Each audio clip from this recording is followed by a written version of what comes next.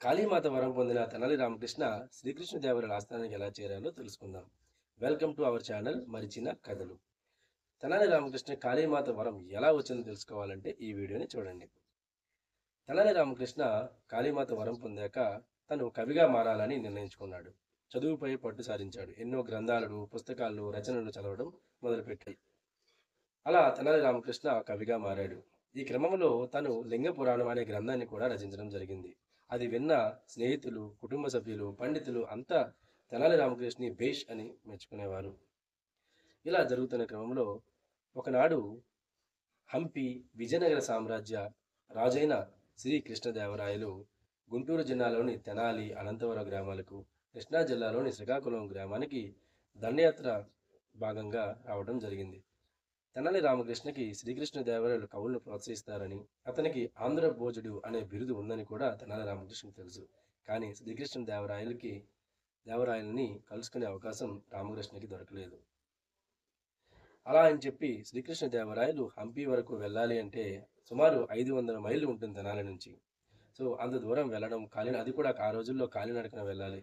అంత దూరం వెళ్ళడం కష్టమని తెనాలి రామకృష్ణ నిరుత్సాహంతో ఇంటి వద్దనే ఉండిపోతాడు. ఆ తరువాత తెనాలి రామకృష్ణకి తన మేనమామ తన తల్లి పెళ్లి కూతురి వారింట్లో మాట్లాడి తెనాలి రామకృష్ణకి మంగమ్మతో వివాహం చేస్తారు. ఆ తర్వాత కొన్నాళ్ళకి శ్రీకృష్ణదేవరాయలు ఆస్థాన కుల గురువు అయినటువంటి తాతాచార్యులు గుంటూరు జిల్లా మంగళగిరిలోని లక్ష్మీ నరసింహ దేవాలయాన్ని దర్శించడానికి వచ్చారని తెనాలి రామకృష్ణకి తెలిసింది. మరి ఎటువంటి లేట్ చేయకుండా తెనాలి రామకృష్ణ తాతాచార్యుల వాళ్ళని కలవడానికి వెళ్తాడు. తాతాచార్యుల వారి పాదాలు నమస్కరించి, అయ్యా, నేను ఒక కవిని, నా పేరు తెనాలి రామకృష్ణ, నేను తెనాలి నుంచి వచ్చాను అని వివరిస్తాడు. తెనాలి రామకృష్ణని పరీక్షించడానికి తాతాచార్యుల వారు కొన్ని కవితలు చెప్పమని చెప్తారు. అది విన్న తాతాచార్యులకి తెనాలి రామకృష్ణ మీద అసూయ కలుగుతుంది. కానీ అదేమీ చెప్పకుండా తెనాలి రామకృష్ణ, నేను రాజ్యానికి వెళ్ళిన తర్వాత భటులతో నీకు కబురు పంపిస్తాను అని చెప్పి తాతాచార్యులు వెళ్ళిపోతారు. తెనాలి రామకృష్ణ తాతాచార్యుల యొక్క ఇన్విటేషన్ కోసం ఎదురు చూస్తూ ఉంటారు.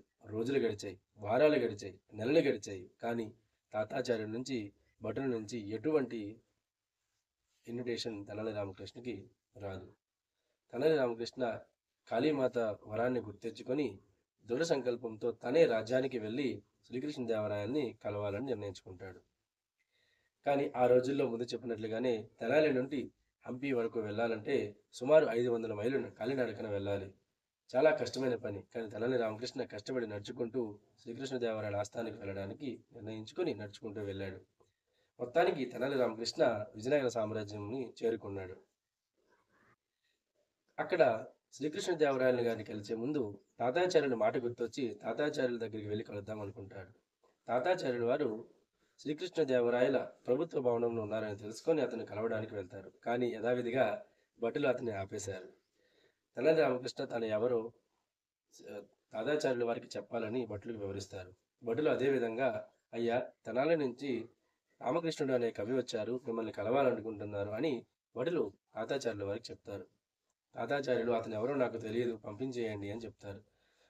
తెనాలి రామకృష్ణ మరుసటి రోజు కూడా వస్తారు. అదే విధంగా జరుగుతుంది. ఇలా కొద్ది రోజులు జరుగుతూ ఉంటుంది. ఒకరోజు తాతాచార్యుల వారు బయటికి వస్తుండగా తెనాలి రామకృష్ణ అతని పాదాభివందనం చేసి, అయ్యా, నేను తెనాలి రామకృష్ణను, మిమ్మల్ని గుంటూరు జిల్లా మంగళగిరిలో కలుసుకున్నాను అని తెనాలి రామకృష్ణ తాతాచార్యుల వారు చెప్తారు. కానీ తాతాచార్యులు తెనాలి రామకృష్ణ మీద ఉన్న అసూయతో, నువ్వెవరో నాకు తెలియదు, నీ వాగ్దానం ఏముండో నాకు తెలియదు అని చెప్పి వెళ్ళిపోతారు. తెనాలి రామకృష్ణ అదృష్టము, కాళీమాత వరము, శ్రీకృష్ణదేవరాయలు ఒక దండోర వేయిస్తారు. ఆ దండోర తెనాలి రామకృష్ణ వినిపిస్తుంది. ఆ దండోర ఏంటంటే, మన రాజ్యానికి గొప్ప గొప్ప పండితులు వస్తున్నారు, ఆ పండితుల యొక్క పాండిత్యాన్ని వినడానికి, ఆ కవిత్వాన్ని వినడానికి ఎవరైనా ఆస్థానానికి రావచ్చు అని దండోర. తెనాలి రామకృష్ణ చాలా ఆనందంతో ఈ అవకాశాన్ని ఎలాగైనా ఉపయోగించుకోవాలని ఆ రోజు వచ్చే వరకు వెయిట్ చేసి ఆ రోజున యథావిధిగా శ్రీకృష్ణదేవరాయల ఆస్థానానికి వెళ్తారు. ఎంతోమంది పండితులు గొప్ప గొప్ప కావ్యాలను వివరిస్తూ ఉంటారు.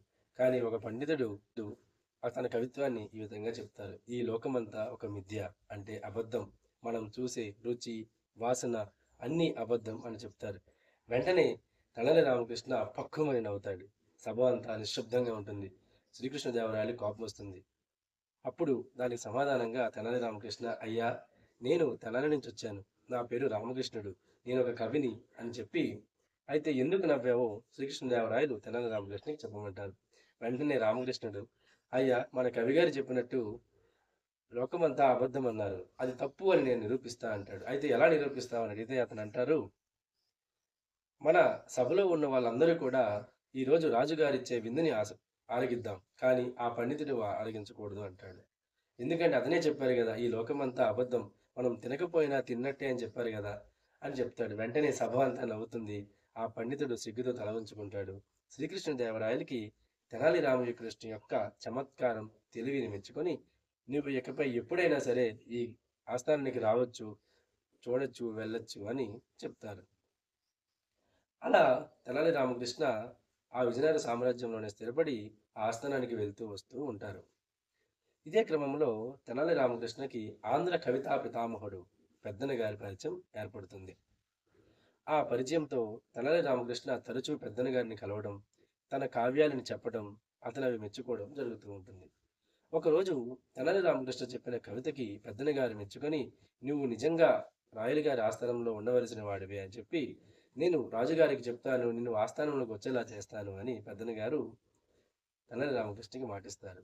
అదేవిధంగా పెద్దన గారు శ్రీకృష్ణదేవరాయలు గారికి చెప్పడం, శ్రీకృష్ణదేవరాయలు ఆ కవితలోకి నచ్చడం, ఆయన తెనాలి రామకృష్ణకి పిలిపించి ఆ ఆస్థానంలో స్థానాన్ని కల్పిస్తారు.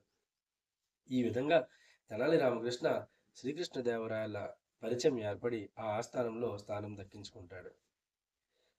తరువాత మనం తెనాలి రామకృష్ణ తాతాచార్యుల వారికి ఎలా బుద్ధి చెప్పారో తర్వాత కథలో తెలుసుకుందాం. ఈ కథ మీకు నచ్చినట్టయితే లైక్ చేయండి, షేర్ చేయండి, మీ అభిప్రాయాన్ని కమెంట్ రూపంలో చెప్పడం మర్చిపోవద్దు.